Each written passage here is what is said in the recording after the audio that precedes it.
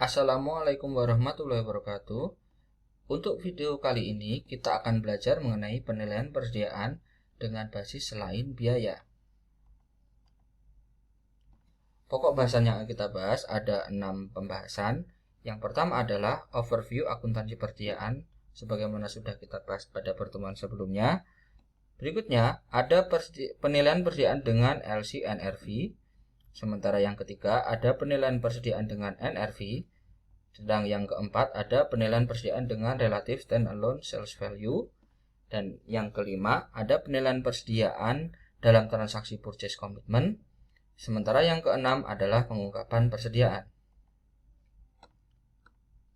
Pada pokok pembahasan yang pertama, persediaan menurut PSAK 14 adalah aset di mana aset tadi tersedia untuk dijual dalam kegiatan usaha biasa, atau yang kedua adalah aset di mana aset tadi tersedia dalam proses produksi untuk dijual, atau aset dalam bentuk bahan atau perlengkapan untuk digunakan dalam proses produksi atau pemberian jasa.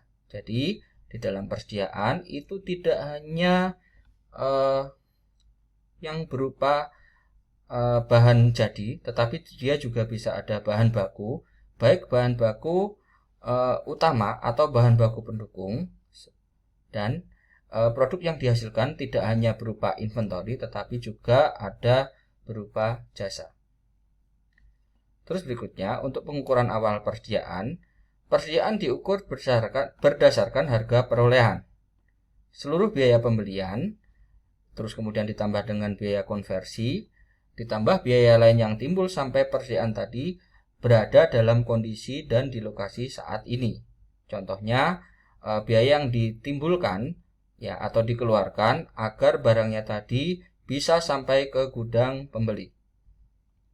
Nah, sementara metode penilaian saldo atau cost flow dari persediaan itu ada specific identification atau average, dan kemudian yang terakhir ada FIFO.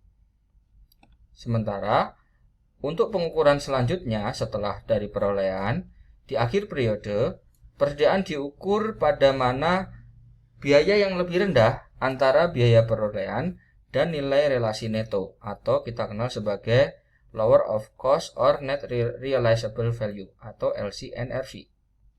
Terus berikutnya, persediaan juga bisa diukur dengan murni cost, yaitu dia menggunakan saldo persediaan yang dihitung berdasarkan metode specific identification atau average atau FIFO.